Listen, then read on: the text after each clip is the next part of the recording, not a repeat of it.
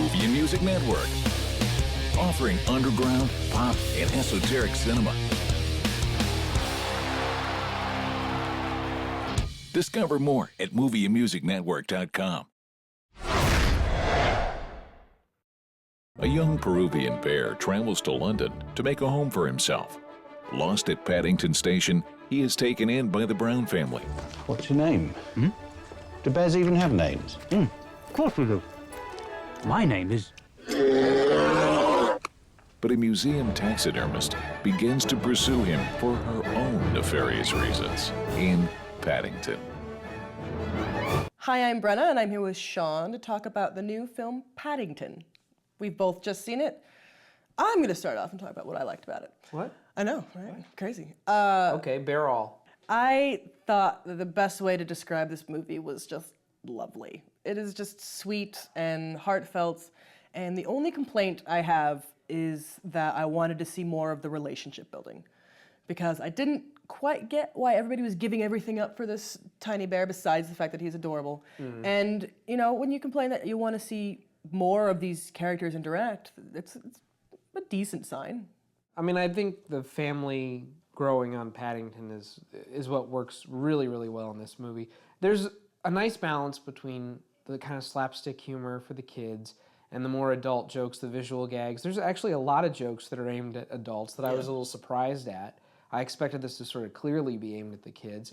And, you know, when the slapstick humor came up, I didn't really care for it so much, but, you know, it's for the kids. And so I didn't mind so much, especially when I got those jokes coming back that were the ones that were specifically for me. And yeah, you're right. It's like cuddly. You can cuddle up next to it just like you can cuddle up next to the bear. And so I was actually quite surprised by how charming this movie was. Yeah, charming, that's a good word for it. I mean, it's got a January release. There's a lot of negative connotations for films with January releases.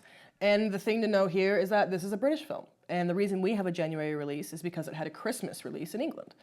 If you keep that in mind, it's definitely worth checking out. Yeah. I love the fact that you know, you always have, when you have like a talking creature in a movie, you kind of have to get around, well, how are people going to react to the fact that there's a talking bear? Well, here in this movie, everyone's just like, oh, it's a talking bear. It might want money or something. They just accept it like it happens in London every day, which I just think is great, and they get a lot of leverage from the humor there. I liked the modernization of it. To take this story and sort of put it in the 21st century, the way it addresses, I mean, it almost kind of addresses immigration issues. If you want to go really deep into it. Okay. Because he's from darkest Peru, Right. and he's trying to find a home here. He sneaks into the country illegally. They have such a Peruvian population growth in England. Well, it's another population that starts with a P, but we won't get into the politics of that right now. No. But he's trying to find a home, and it's got the usual concept we've seen of home is sort of where you're loved, not so much where you live. I've got to say, I was impressed with the villain, mainly because I didn't know her motivation until her monologue. And I knew something was up. I knew she was inspired to try and capture Paddington, but I didn't know why. And when it was revealed, I was like, that's kind of clever. I like that. Yeah, I thought that was kind of one of the weaker parts of the villain? movie, actually. I thought Nicole Kidman was just kind of villainy for villaini's sake. Yeah. And I didn't think there was anything too terribly interesting or substantial about it. I didn't think there was anything interesting about it, but I thought that what it was done was clever. I didn't think that there even needed to be a villain. I thought this could have just been this family falling in love. Right. But, you know, there needs to be some conflict. peril. Yeah, sure. There was some weird sort of animal at the dock today. Oh, yes? I was doing my rounds as usual when I spotted something sticky on the deck of the boat. I think they were paw prints. Must have been in there all the way from Peru. Seems to have lived on nothing but marmalade. Did you say marmalade? We have Q from the new Bond movies, Ben Whishaw being the voice of Paddington, and he's got a very sweet voice. It's not something you would have thought, but hearing him as Paddington, he's just, oh, so polite, I don't want to be any bother. It's really cute. I think it's a really nice mix of live action and voice casting here.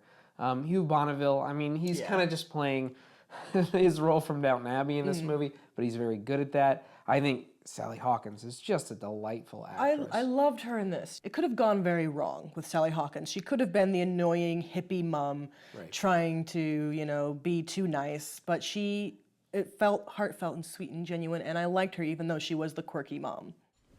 Well, go on. You try it. Look at the throat.